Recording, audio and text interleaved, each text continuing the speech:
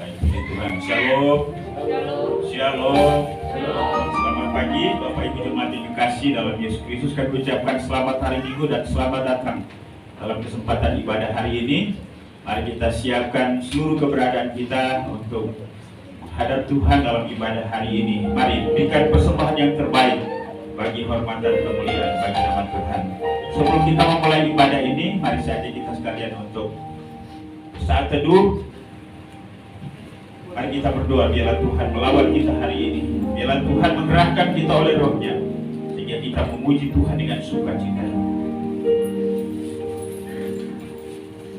Mazmur nomor 149 ayat 1 berkata, Haleluya, nyanyikanlah bagi Tuhan nyanyian baru, pujilah Dia dalam jemaah orang-orang saleh. Biarlah Israel bersukacita atas yang menyanyikannya. Biarlah Bani Sion bersorak-sorak atas raja mereka. Biarlah mereka memuji-muji namanya dengan tari-tarian. Biarlah mereka bermasmur kepadanya dengan rebana dan kecapi. Sebab Tuhan berkenan kepada umatnya. Ia memengetahui orang-orang yang rendah hati dengan keselamatan. Haleluya. Mari kita siapkan pujian. Katakan, Aba Bapa, Aba Bapa. Saya mengundang kita semua untuk bangkit berdiri. Bapa, inilah kami pada pagi hari ini.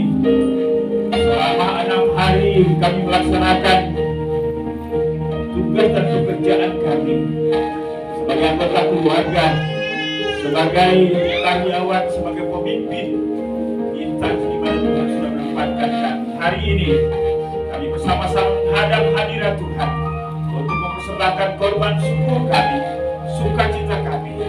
Inilah kami pada pagi hari ini. Aba Bapa, Aba Bapa.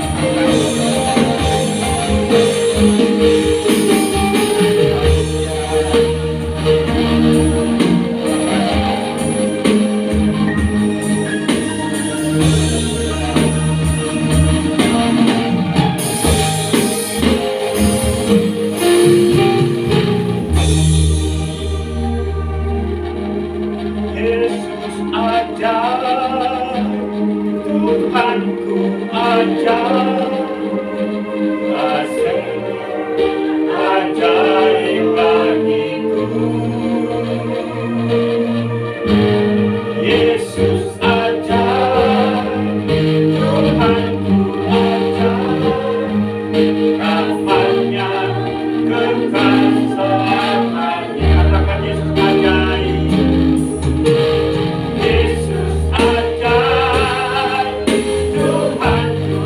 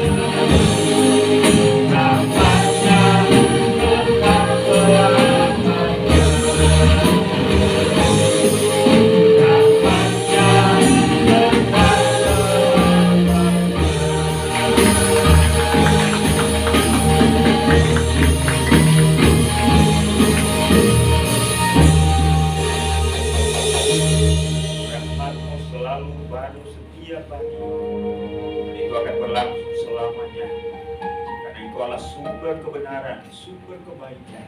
Dan kami berada di dalamnya, terbungkus, terpelihara. Dan terbukti bahwa hari ini kami ada karena kasih Tuhan. Terima kasih. Kami akan beribadah hari ini Tuhan. Karena itu kami mohon biarlah Tuhan Engkau layakan kami. Penuhi kami dengan roh-Mu, tuntun dan pimpin kami. Sehingga apapun yang kami lakukan hari ini Allah merupakan kegerakan roh Allah. Dan biarlah kami dapat mempersembahkan ibadah ini kehormatan kemuliaan bagi Bapa, Anak dan Roh Kudus. Semua kami yang ada di mimbar ini yang melayani, mohon Tuhan urapi setiap kami. Dan biarlah pelayanan ini dipersembahkan hanya untuk hormatan kemuliaan Tuhan. Dan biarlah jemaat Tuhan hari ini diberkati oleh lawatan Tuhan melalui firman-Mu, melalui puji-pujian, sehingga sungguh kami dapat menikmati sukacita dan kami pulang dengan kekuatan baru. Ibadah kami pada pagi hari ini dari awal pertengahan hingga selesai, kami bukan kami tabiskan hanya di dalam nama Allah Bapa, Allah Anak dan Allah Roh Kudus, Tritunggal yang Esa. Haleluya. Sama-sama kita katakan amin.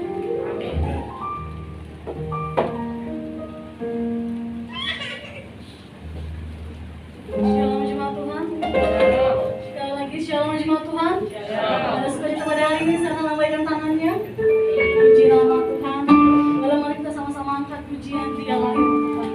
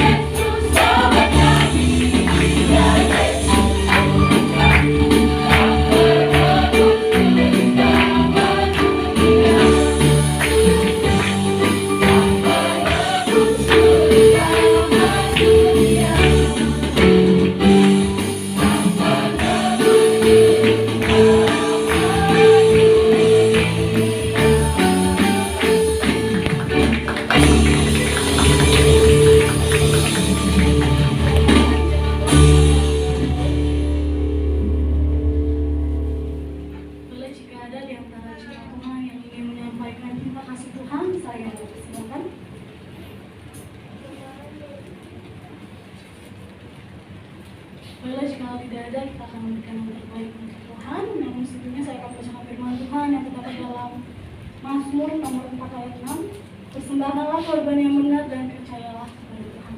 Saya minta dengan hormat Pak Eko untuk menjalankan persembahan.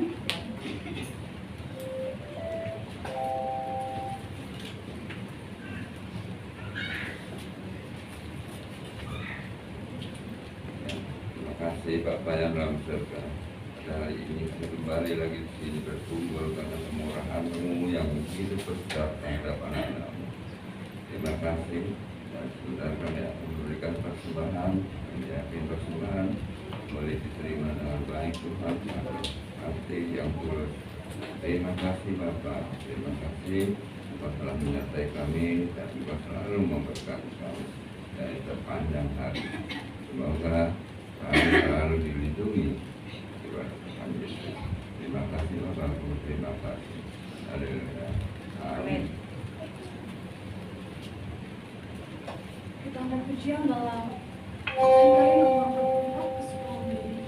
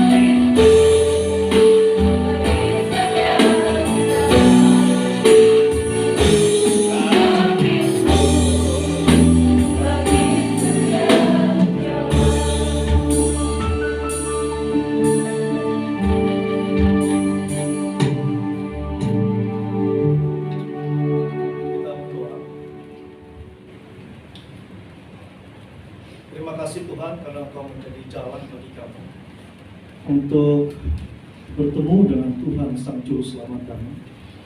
Dan ini adalah minggu-minggu di mana kami merayakan penantian akan kelahiran-Mu. Dan ini adalah kabar yang paling baik yang terjadi dalam kehidupan kami. Tuhan datang ke dunia untuk bersama-sama dengan kami, untuk menjadi sama seperti kami, supaya kami memperoleh kehidupan. Dan kami diangkat dari dosa, dari keterbuangan, keterasingan, menjadi orang yang dekat dengan Tuhan. Dan kami merasakan kehidupan yang kekal. Terima kasih Bapak, sebentar kami akan mendengarkan satu bagian dari firman Tuhan. Tuhan berkati setiap kami, biarlah firman Tuhan ini menegur, menasihati kami, mengingatkan kami betapa besarnya kebaikan Tuhan dalam kehidupan kami sehari-hari. Tolong hamba-Mu yang akan menyampaikan ini, biarlah hanya firman-Mu, Roh Kudus-Mu yang bekerja melalui hamba-Mu. Berkati kami semua, kami mau duduk tenang sebentar, mungkin ada hal-hal poin penting yang kami perlu catat, dan supaya kami ingat pada saat kami sedang bekerja, sedang beraktivitas, dan lain sebagainya. Berkati ruangan ini Tuhan, berkati lingkungan sekitar kami. Dalam nama Yesus Tuhan dan Juru Selamat kami sudah berdoa. Amin. Silakan duduk. Selamat pagi, Shalom. Suaranya sangat merdu ya. Terima kasih untuk para pelayan, WL, singer, pemain musik. Berkat teman-teman semua kita bisa menikmati pujian dan persekutuan dengan Tuhan. Tema kita adalah tema Injil di seluruh Indonesia adalah Datanglah Ia, Penasehat Ajaib, Allah Perkasa, Bapa yang Kekal, Raja Damai. Ya, itu diambil dari Yesaya pasal 9 ayat 5 sampai ke 6. Nah, saudara kasih oleh Tuhan, di seluruh sejarah ada pasukan yang paling hebat, tapi ada dua yang paling saya highlight dari beberapa pasukan terhebat yang pernah ada di dunia ini. Salah satunya adalah pasukan Sparta. Kalau pernah nonton Bapak Ibu atau teman-teman yang ada judul filmnya 300, ya, jadi mereka 300 pasukan melawan ratusan ribu lawannya. Ya. Jadi bangsa Sparta adalah kelompok orang Yunani yang tinggal di negara kota Sparta. Ya. Pasukan Sparta ini terkenal sebagai salah satu pasukan tempur terhebat di Yunani kuno. Nah, budaya Sparta adalah tentang perang dan pelatihan militer seumur hidup. Ya, kehidupan mereka semua dilatih jadi seorang petarung yang hebat. Dan mereka punya pepatah, kembali dengan perisai atau lebih dari itu. Yaitu pepatahnya mereka, kembali dengan perisai atau lebih daripada itu.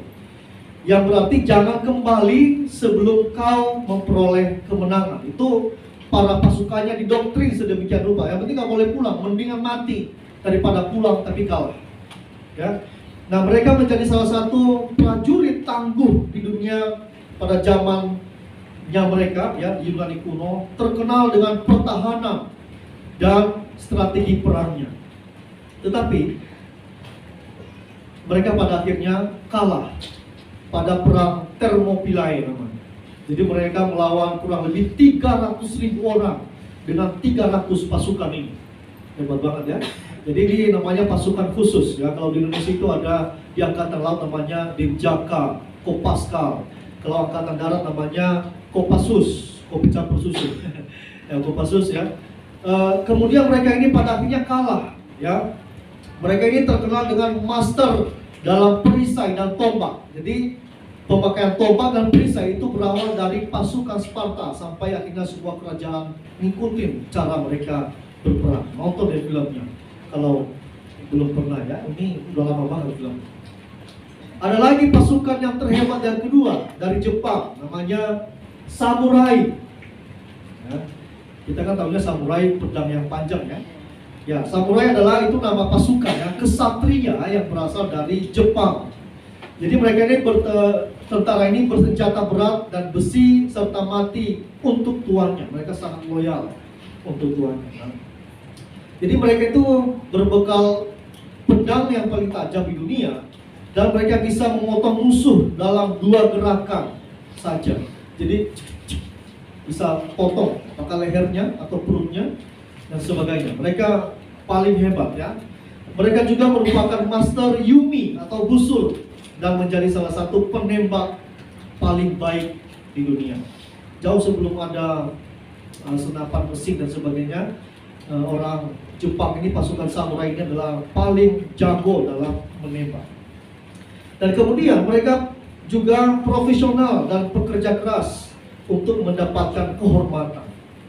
Nah, tetapi karena kebiasaan mereka ini hebat, tapi mereka sering melakukan kekerasan. Pada akhirnya muncullah pegiat atau aktivis para petani kemudian melawan mereka samurai ini. Sampai akhirnya samurai tidak punya kekuatan lagi, muncul ninja. Nah itulah, ninja itu berawal dari pasukan petani yang kemudian mereka tertindas oleh samurai. Kita sering nonton ninja ya, kita tahu dia loncat-loncat dalam malam ya, film-film Jepang ya. Dan itu adalah sejarah yang pernah ada. Nah Bapak Ibu Saudara kasih oleh Tuhan, dari semua sejarah pasukan terhebat ini, tidak ada satupun pasukan yang sampai hari ini sama hebatnya. Itu hanya satu generasi, kemudian kekuatan mereka hilang, digantikan oleh orang lain. Nah jadi sejarah membuktikan kekuatan para pasukan ini tidak sanggup menjawab semua kebutuhan akan rasa damai dalam kehidupan masyarakatnya. Selalu ada masanya kejatuhan, dan kemudian pasukan tersebut menjadi tawanan bagi bangsa lain. Nah tetapi kita mendapatkan kabar baik. Kita akan kedatangan Raja Damai, Raja Perkasa, Bapa yang kekal, seperti yang ditulis oleh kitab Yesaya. Kekuatannya sampai hari ini sudah 2022 tahun sampai hari ini. Kekuasaannya, keperkasaannya tidak berkurang sedikit pun, meskipun dunia semakin jatuh.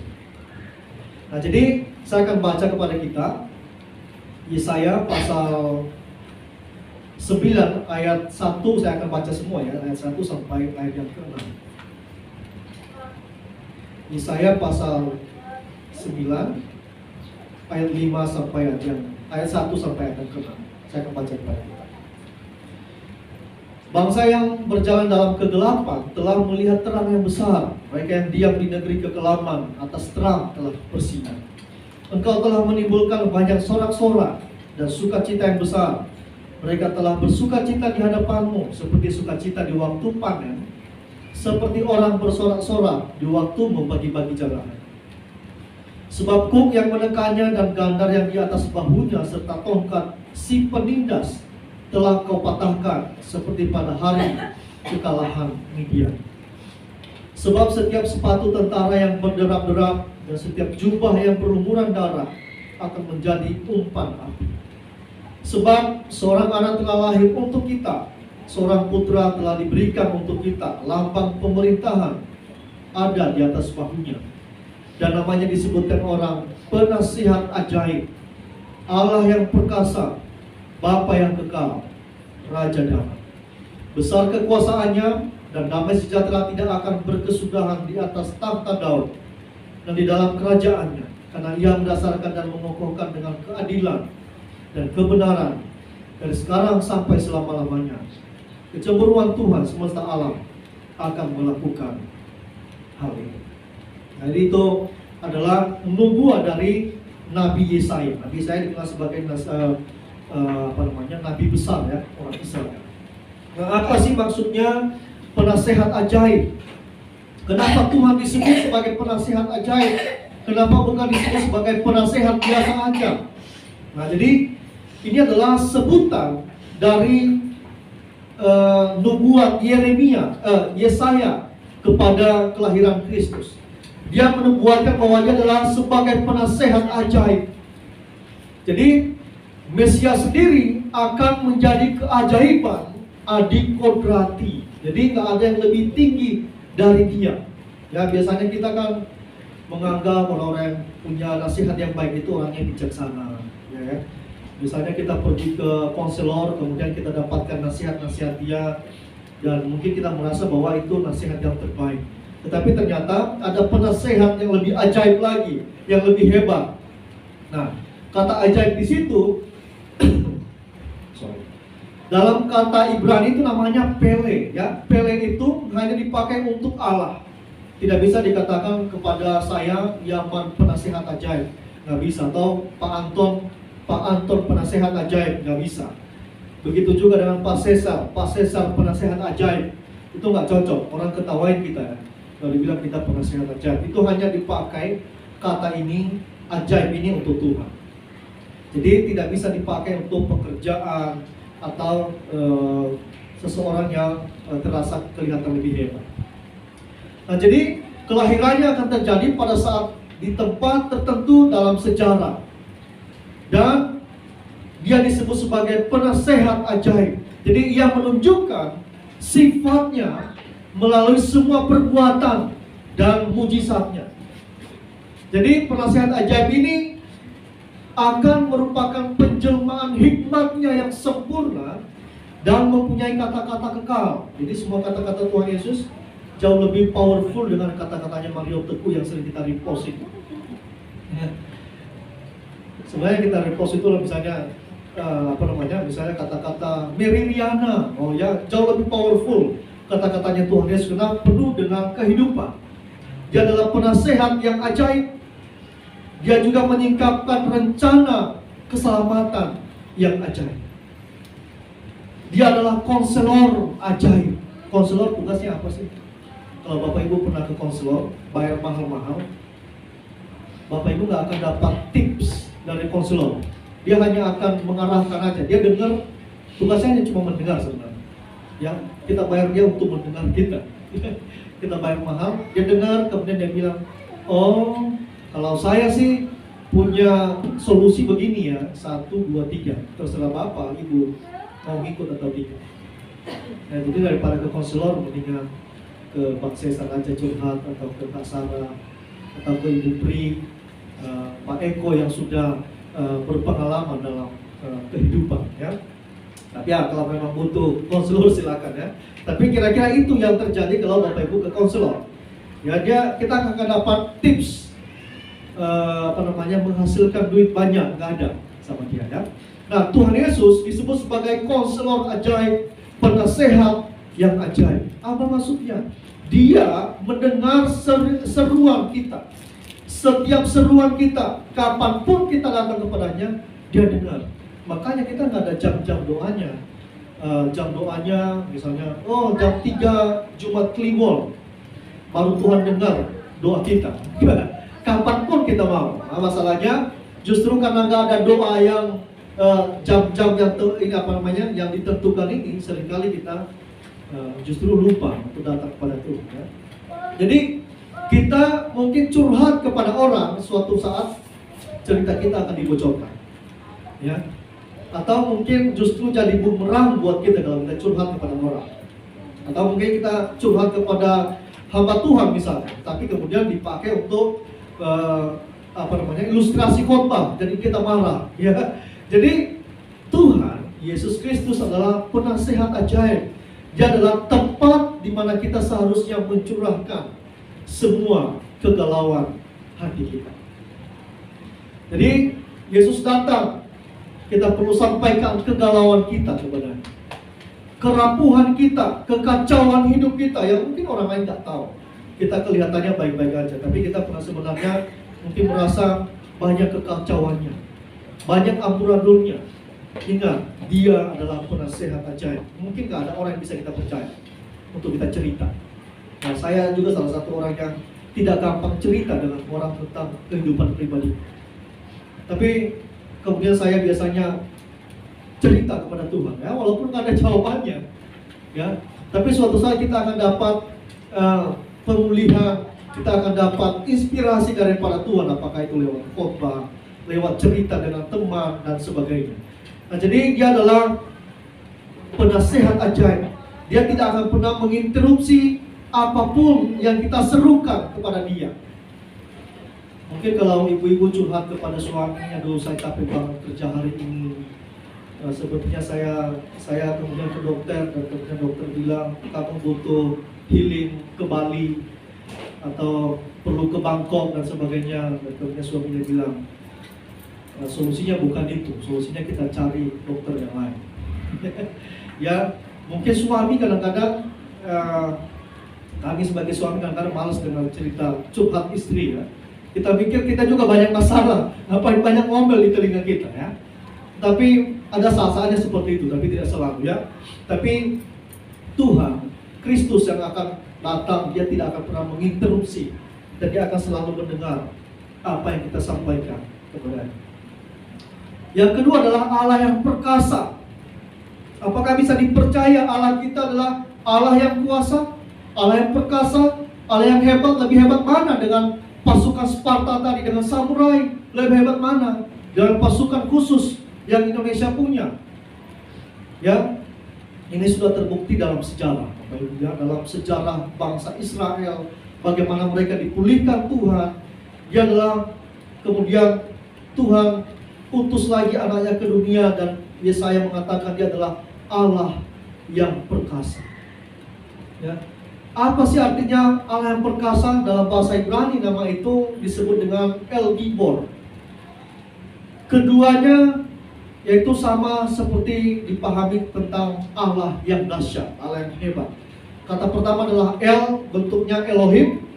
Nah itu mencakup kepada, dalam perjanjian lama itu mencakup pada Allah satu-satunya, Allah yang sejati. Ya, Yesus berjalan di atas air, kemudian dia dengan rela mati bagi kita, kemudian dia bangkit dari kematian.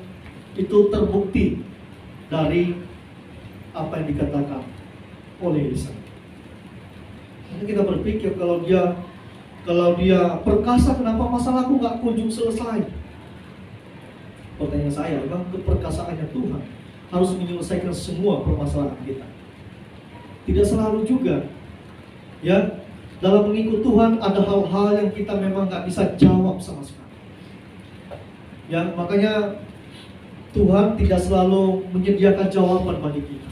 Apalagi kita sesama orang Kristen misalnya, orang punya masalah dan kemudian kita menjawab semua. Oh iya, ini jawabannya. Dan kemudian ternyata meleset jawabannya, dan orang bisa kecil.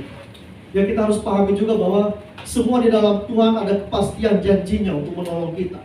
Tapi ada hal-hal yang Tuhan tidak singkapkan sama sekali kepada kita. Bahkan mungkin misteri, sampai kita mati gak dapat jawaban. Mungkin nanti di surga baru kita dapat jawaban. Ya, saya nggak tahu Bapak Ibu apakah semua pergumulannya dijawab oleh Tuhan dengan tepat. Tapi yang pasti saya, ada hal-hal yang juga Tuhan nggak singkapkan kepada saya. Dan itu tidak mempengaruhi cara pandang saya tentang Tuhan, bahwa dia tidak perkasa karena dia tidak menjawab sepenuhnya apa yang saya harapkan. Jadi perkasa disebut Gibor, El Gibor, artinya Tuhan, kekuatan, kuasa, pahlawan.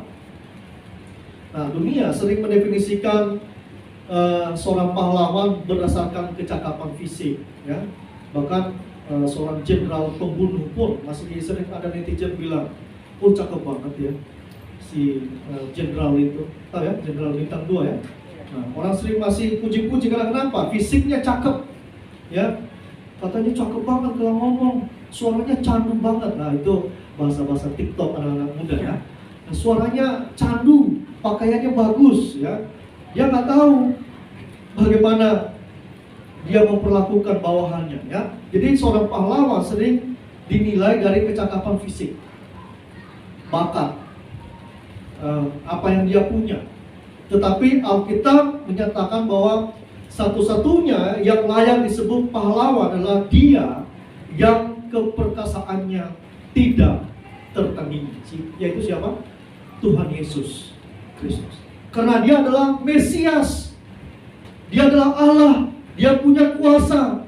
Tetapi yang menakjubkan adalah bahwa Mesias bukan sekedar memiliki kuasa Allah, tetapi dia sendiri adalah Allah yang berkuasa dan mau turun ke dunia, mau melihat kita ini yang gak peduli dengan dia, yang kita sibuk sendiri, kita tidak perlu Tuhan seolah-olah, tapi dia mau datang kepada kita. Kita yang cuek bebek dengan dia datang kepada kita. Jadi Yesus adalah sumber kemampuan kita. Semua kehebatan kita, semua apapun yang kita miliki, sumbernya dari Tuhan. Kita saat ini mungkin pintar nyari duit, ya. Duit kita banyak, otak kita fresh, bisa putar sana sini, berbisnis dan sebagainya. Ingat, itu bukan kemampuan kita saja.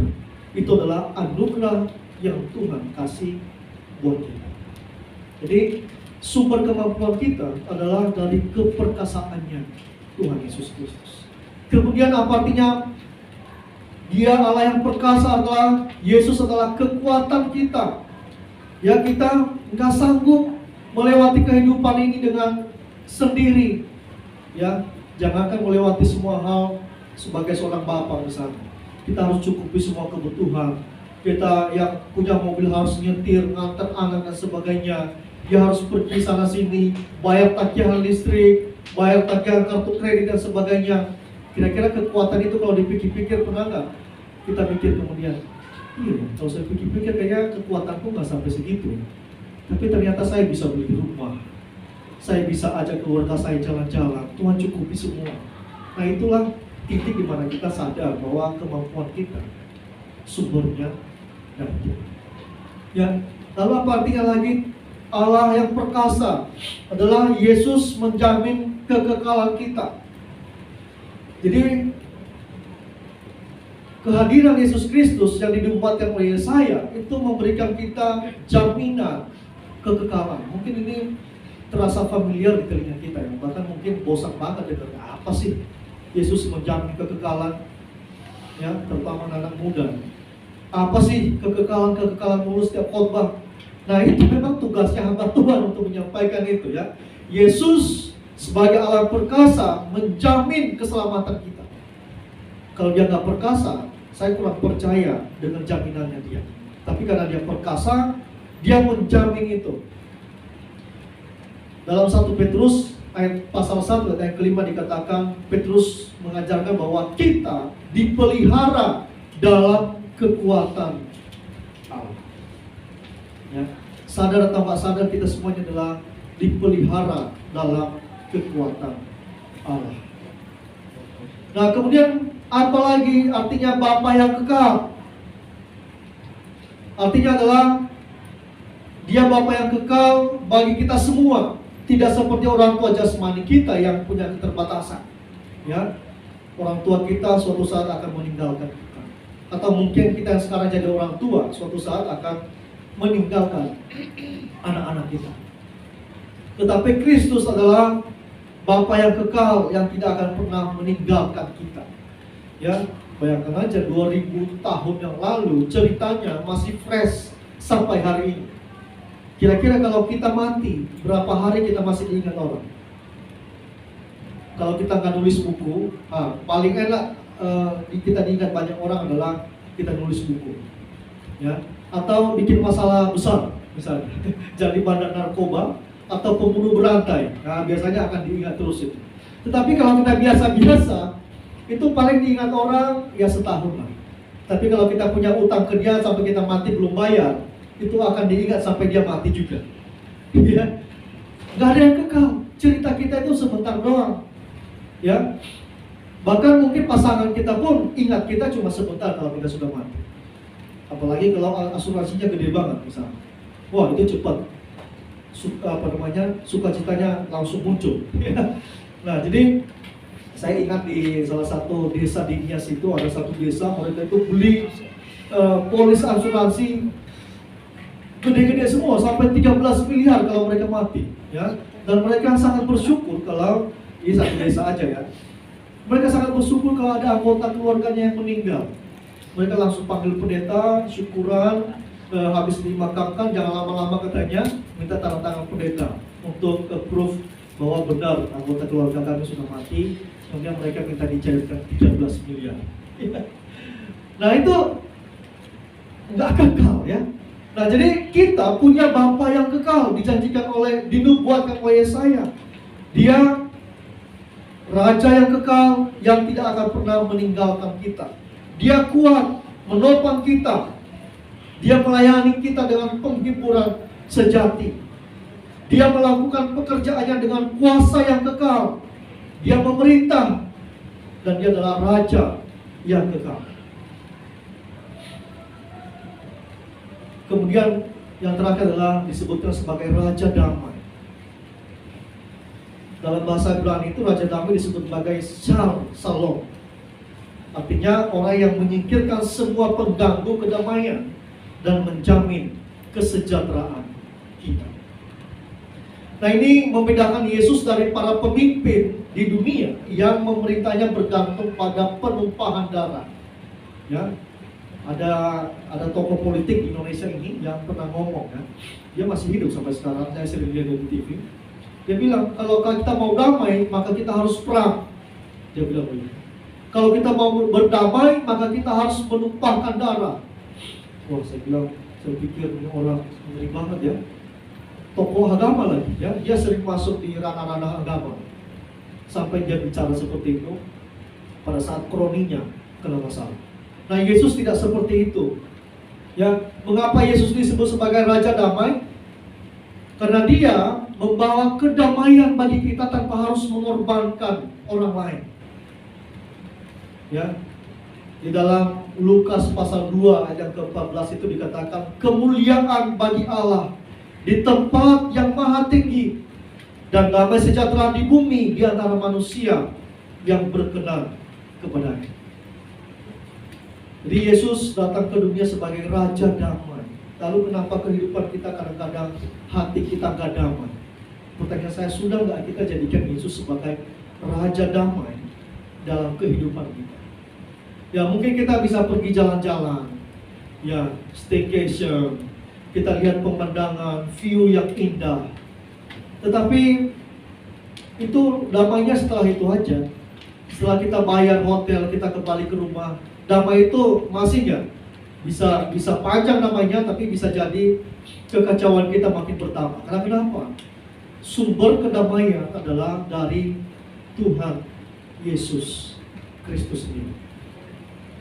Jadi sesuai kasih oleh Tuhan, kita merayakan kelahiran seseorang. Kita ini sedang menunggu perayaan kelahiran seseorang yang melakukan bagi kita lebih dibandingkan dari siapapun. Ya, dalam menanti kelahiran itu bisa kita excited banget, ya. Bapak Ibu sudah duluan mengalami dengan saya juga sudah mengalami. Dan kita dalam menunggu detik-detik kelahiran itu, misalnya sebulan sebelumnya kita biasanya persiapannya luar biasa, ya. Kita checklist semua. Kita bajunya apa aja. Ini jenis kelaminnya udah benar nggak? Nanti kita salah beli baju kali kan repot 2 kali beli, ya. Dan kemudian kita berdoa, kita mempersiapkan segala sesuatu. Biasanya ibu-ibu yang mau melahirkan akan berdandan dengan cantik, ya, manis, bobo pun cantik, ya. Karena kenapa? Kita sedang melahirkan, menunggu kelahiran sang buah hati. Nah, kita ini sedang menunggu kelahiran, merayakan, ya. Merayakan, mengingat kembali bagaimana kelahiran seorang yang hebat, yang ingin melakukan sesuatu hal yang besar kepada kita, melebihi orang lain. Jadi, lanjut slide-nya. Jadi membawa kita dari kegelapan, yang melakukan ini kepada kita, membawa kita dari kegelapan kepada terang, dari kematian kepada kehidupan. Terus, ya. Jadi Yesus melakukan yang dilakukan lebih daripada orang lain. Tadinya mungkin kita hidup dalam kegelapan, kita nggak tahu kebenaran, kita sulit melihat kebaikan orang lain, sulit melihat kebaikan Tuhan. Tuhan lakukan ini kepada kita. Dia angkat kita, kemudian dia bawa kita dari kematian kepada kehidupan. Mungkin tadinya hubungan kita dengan Tuhan mati. Kita bahkan berdoa pun rasanya doa kita sampai di tembok aja. Habis itu paling yang dengar kamar sebelah, sisanya nggak ada. Nah, Tuhan datang untuk membangkitkan kita dari kematian rohani kepada kehidupan. Mungkin kita berpikir saat ini, ya, pada saat kita menantikan kelahiran Yesus pada Natal ini, mungkin kita nantikan kekecewaan.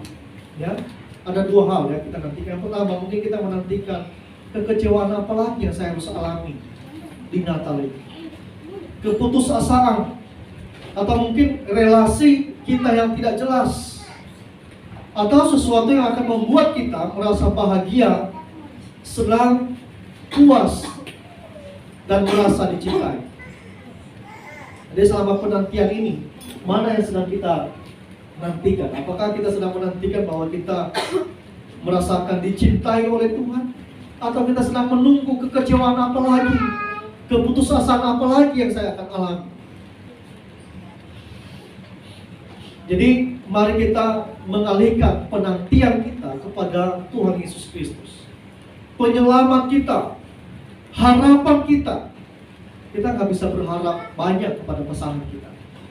Suatu kali pasangan kita bisa melukai hati kita, bisa mengkhianati kita, bisa tidak bertanggung jawab dengan kita. Tapi ini yang perlu, coba kita alihkan dulu pandangan kita kepada Sang Kristus, Sang Penyelamat, harapan kita, Juru Selamat kita, Tabib kita, keselamatan kekal kita. Allah selalu beserta dengan kita. Yesus dilahirkan untuk Anda, Bapak Ibu, teman-teman semua, dan untuk saya. Jadi kalau mari kita tunggu Dia dalam keadaan yang penuh dengan sukacita, penuh pengharapan bahwa kita akan dicintai oleh Tuhan. Dia datang bagi kita yang tidak merasa dicintai, bagi kita yang merasa amburadul kehidupan kita kacau. Nah, Yesus datang buat orang-orang seperti itu. Buat kita yang mati rohani, mungkin selama ini kita datang ke gereja sih, datang, tapi ya nggak dapat apa-apa, pulang gitu aja, nanti gitu-gitu lagi. Yaitu namanya mati rohani. Ya. Nah, Dia datang buat kita untuk mengisi kekosongan hati kita, untuk mengisi semangat kita kembali, baik itu dalam melayani, dalam mendidik anak, dalam membangun hubungan keluarga kita kembali, dan sebagainya. Jadi Natal, ingatlah bahwa kita tidak hanya menunggu untuk merayakan bayi yang telah lahir, yang akan lahir ya, maksudnya. Kita merayakan Kristus, pengenapan janji Allah, kepastian janji Allah. Jadi pada saat Yesaya menubuatkan akan datang Raja yang kekal, Allah perkasa, dan itu terbukti bahwa Tuhan setia dengan janjinya kepada kita. Amin. Amin ya. Nah, jadi Tuhan menggenapi janjinya.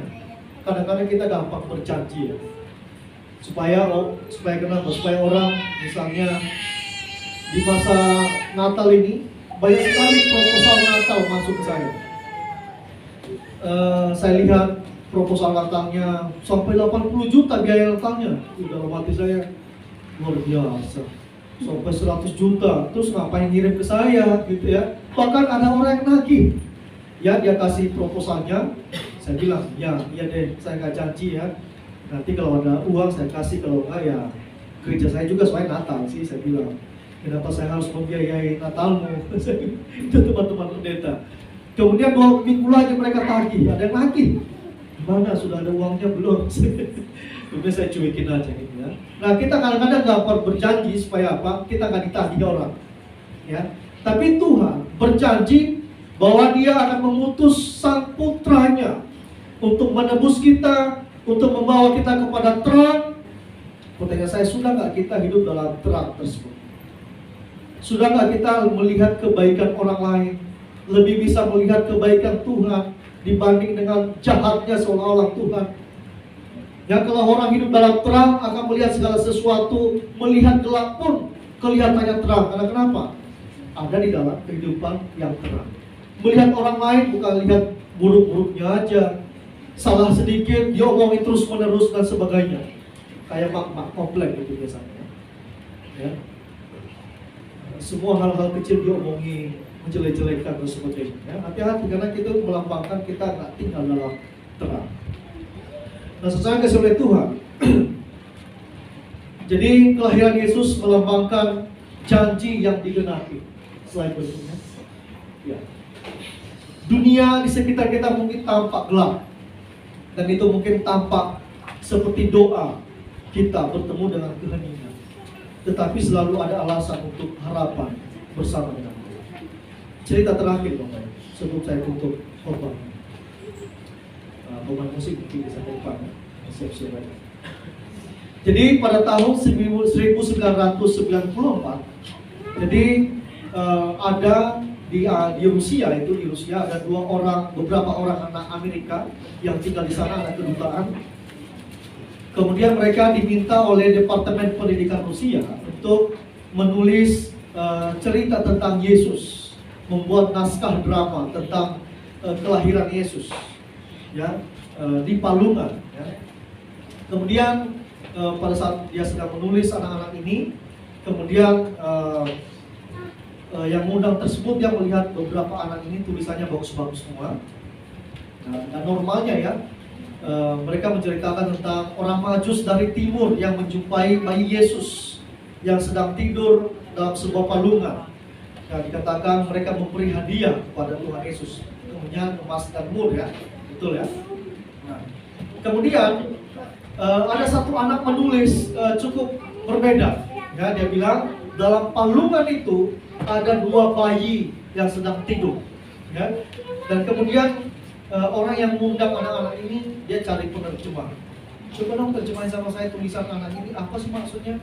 Kan yang ditulis Alkitab itu cuma satu bayi dalam palungan. Kenapa kok nulisnya dua bayi dalam palungan? Dan nama penulis itu adalah Jessica. Ada nama Jessica? Ada ya? Bencana. Nah kemudian pada saat ditanya, tolong dong ceritain apa maksudnya Anda menulis bahwa ada dua bayi di dalam palungan pada saat kelahiran Yesus. Dan dengar cerita ini dengan baik. Ini kisah yang nyata. Kemudian Jessica bercerita, dia mulai cerita begini. Aku hadir di saat Maria sedang menaruh Yesus di palungan. Itu Jessica ya, dia sedang berimajinasi. Saya ada saat Maria menaruh tubuh mungil bayi Yesus di palungan. Kemudian bayi Yesus ini melihat aku dan bertanya kepadaku, punya tempat tinggal nggak? Kemudian Jessica bilang, aku nggak punya. Aku pun nggak punya mama juga, bahkan nggak punya papa. Jadi aku tak punya tempat tinggal sendiri, nggak ada yang mau sama saya. Kemudian Yesus bilang kepadaku, boleh tinggal di sini, di palungan ini bersama kamu. Tapi aku bilang, tidak bisa. Aku kan tidak punya apa-apa untuk bisa diberikan kepadamu sebagai hadiah. Seperti para gembala dan orang Majus dari timur, mereka kasih kemenyan, emas dan mur. Saya nggak punya apa-apa, rumah aja nggak punya saya. Tapi begitu ingin tinggal bersamanya, aku ingin memberi apa yang aku miliki untuk dijadikan hadiah untukmu, bayi Yesus. Kemudian Jessica lanjutkan, pikirku, kalau aku dapat membantu menghangatkan tubuhnya yang mungil, itu pasti jadi hadiah yang bagus. Aku bertanya kepada Yesus, kalau aku menghangatkanmu, cukup tidak itu sebagai hadiah? Kemudian Yesus menjawab, kalau engkau menghangatkanku, itu bakal menjadi hadiah terbaik yang pernah diberikan siapapun. Dari cerita ini menceritakan kepada kita, mungkin saat ini nggak ada yang bisa kita berikan kepada Tuhan. Mungkin uang kita yang kita kasih nggak memuaskan hati kita untuk memberikan, tidak mewakili apa yang kita berikan sepenuhnya kepada Tuhan. Bahkan mungkin kita pengen bawa keluarga kita yang utuh sepenuhnya, yang bahagia kepada Tuhan, tapi mungkin kita nggak sebahagia itu bawa kepada Tuhan. Tapi lewat kisah anak ini dia bilang, bahkan menghangatkanku saja itu sudah hadiah yang paling besar yang kamu berikan kepada aku. Jadi apa yang menjadi pemberian terbaik kita di masa penantian kelahiran Tuhan Yesus Kristus. Maka relasi kita yang mungkin adem, ayem,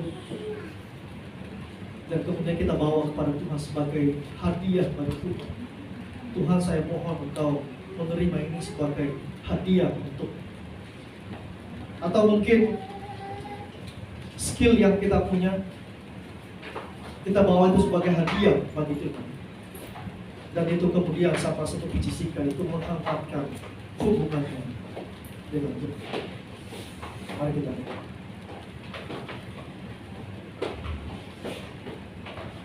Bapa, terima kasih karena Engkau terus mengasihi kami. Dalam kekacauan hidup kami, dalam kekecewaan, dalam keadaan kami tidak merasa dicintai, tidak dipeduli, bahkan kami merasa terasing daripada Tuhan. Bahkan mungkin kami rajin melayani tapi kami gak punya hubungan pribadi dengan Engkau. Tapi pada saat ini kami mau mengalihkan perhatian kami kepada Sang Juru Selamat kami. Kami mau menghangatkan hubungan kami kembali, ya Tuhan. Dalam keterbatasan kami, dalam kekacauan kami saat ini, kami mau bawa semua itu kepada Tuhan. Kami mohon Engkau memulihkan kami, Tuhan.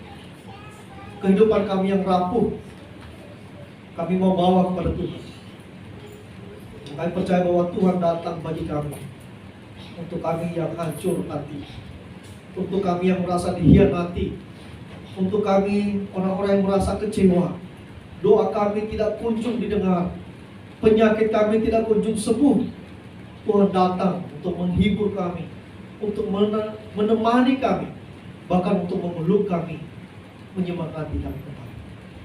Terima kasih Bapa, dan biarlah dalam masa-masa penantian ini, dalam perayaan penantian ini, kami mengingat kembali bahwa betapa Tuhan mencintai kami, menerima apapun hadiah yang kami berikan kepada Engkau tanpa melihat baik buruknya. Dan terima kasih karena Engkau menerima kami apa adanya. Engkau, kehadiran-Mu, kelahiran-Mu membuat kami merasa dicintai kembali.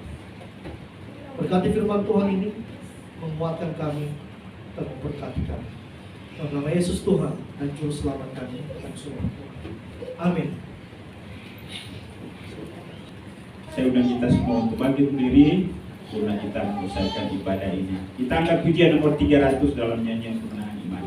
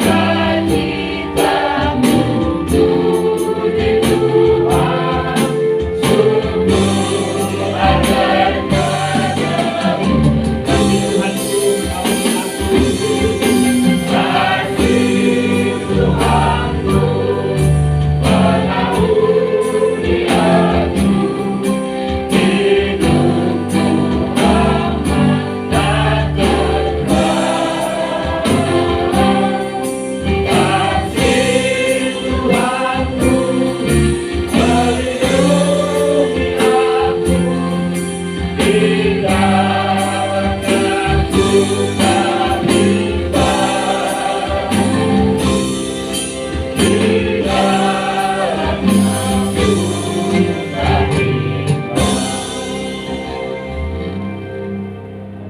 dan berterima kasih untuk berlangsungnya ibadah kami hari ini, dari awal pertengahan hingga menjelang selesai.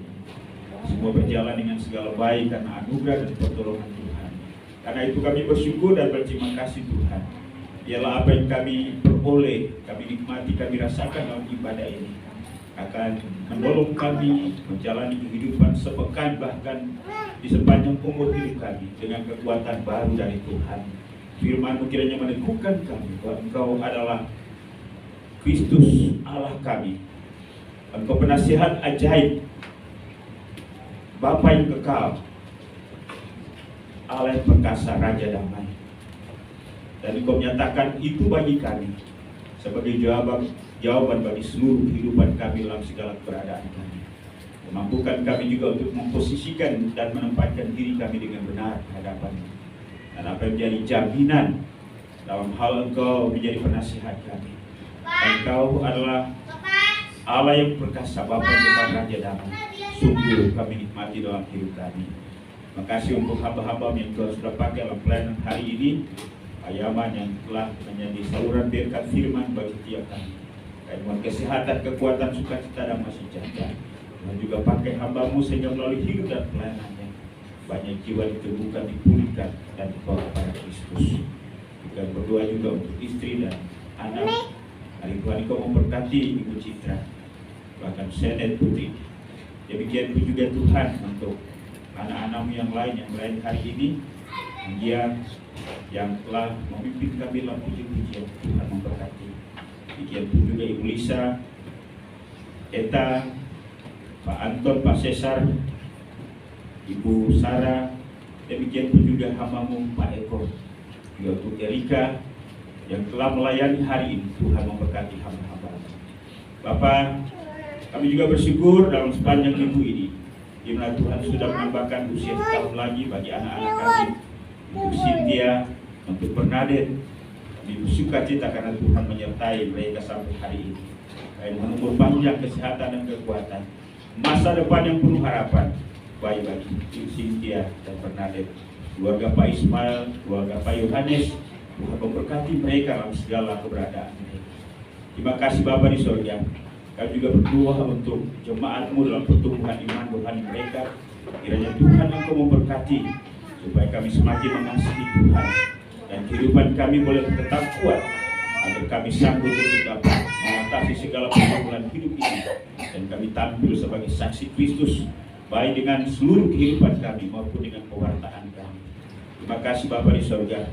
Hari ini juga kami mau berdoa untuk jemaat-Mu yang mengalami gangguan kesehatan, sakit.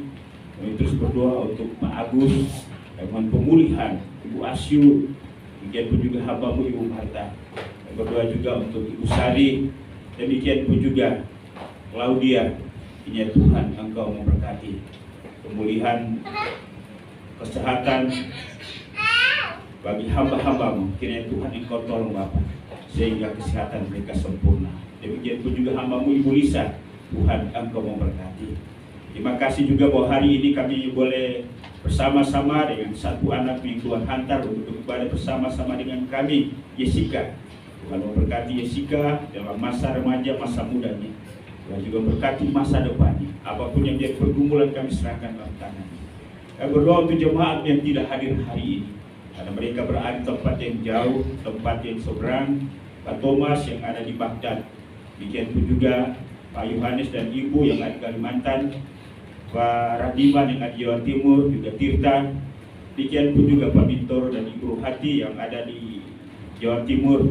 Tuhan juga Engkau memberkati hamba-Mu, Pak Kon yang ada di Bogor, bahkan hamba-hamba yang lain di tempat yang lain. Tuhan Engkau berkati dan menyertai mereka. Dan dalam waktu dan kalender Tuhan, kami akan bertemu dengan mereka dalam kesempatan seperti ini dalam ibadah.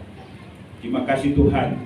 Kami berdoa juga untuk seluruh jemaat-Mu dalam segala pergumulan hidup mereka.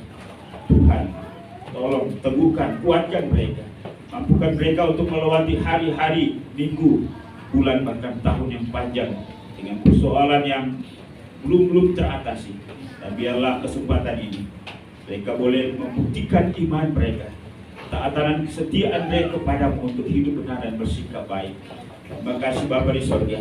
Kalau kami melangkah salah, jemaatmu melangkah keluar dari rel firman-Mu, Tuhan, Engkau kembalikan mereka. Engkau bicara kepada mereka dengan suara-Mu yang lembut, supaya mereka berbalik, bertobat, dan hidup dalam kebenaran. Dan kami dapat menikmati sejahtera sukacita yang daripada Tuhan. Terima kasih Bapa di sorga. Kami juga bersyukur bersama dengan anak-anak Marturia yang Tuhan sudah tolong dalam pendidikan mereka. Di antara mereka yang telah menerima raport dan mereka memperoleh nilai-nilai yang baik. Terima kasih, kami bersukacita. Ya Tuhan, Engkau berkati anak-anak kami, supaya Tuhan menyertai pendidikan mereka sampai mereka selesai. Tuhan juga bawa mereka kepada profesi dan pekerjaan yang nantinya akan mendukung dan menopang kelanjutan hidup mereka ke depan.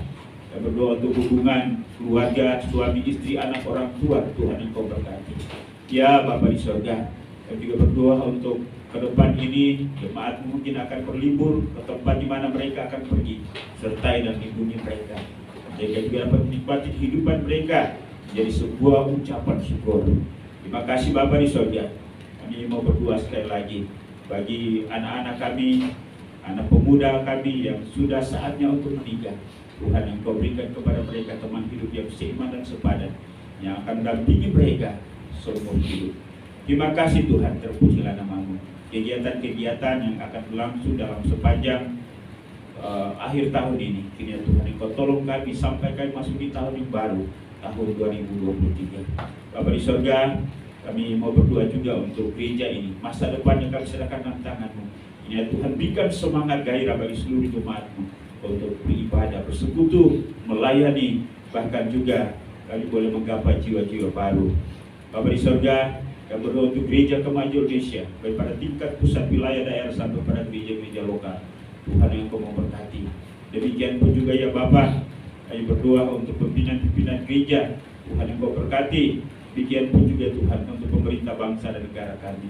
Engkau berkati presiden, wakil presiden, seluruh jajaran pemerintah dari pusat sampai ke daerah, semua lembaga tinggi negara, TNI, Polri.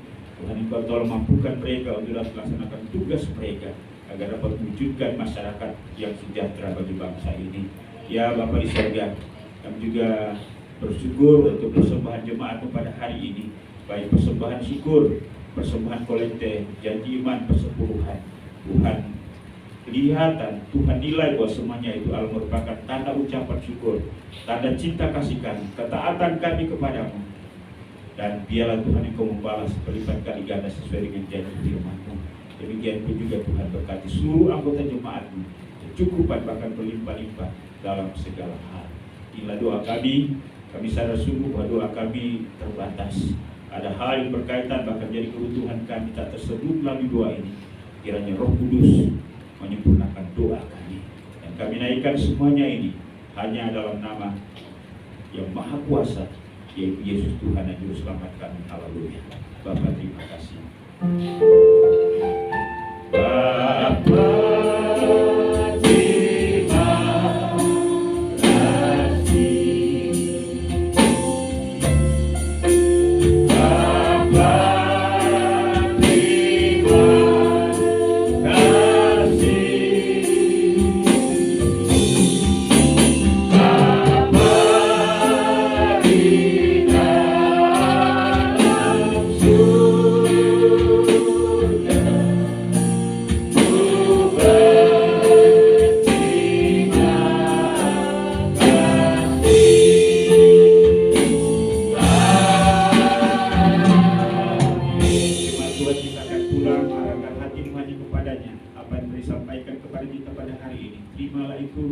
renungkanlah dan lakukanlah itu dalam segenap kehidupanmu. Dan biarlah kasih karunia daripada Allah Bapa, anugerah dan damai sejahtera dalam nama Tuhan Yesus, serta pimpinan penghiburan pertolongan Roh Kudus menyertai kita sekalian hari ini, bahkan sampai Maranatha, di mana Yesus datang untuk menjemput saleh-saleh. Haleluya. Sama-sama kita katakan amin. Silakan duduk, ibadah kita sudah selesai. Tuhan berkati sampai kita berjumpa kembali pada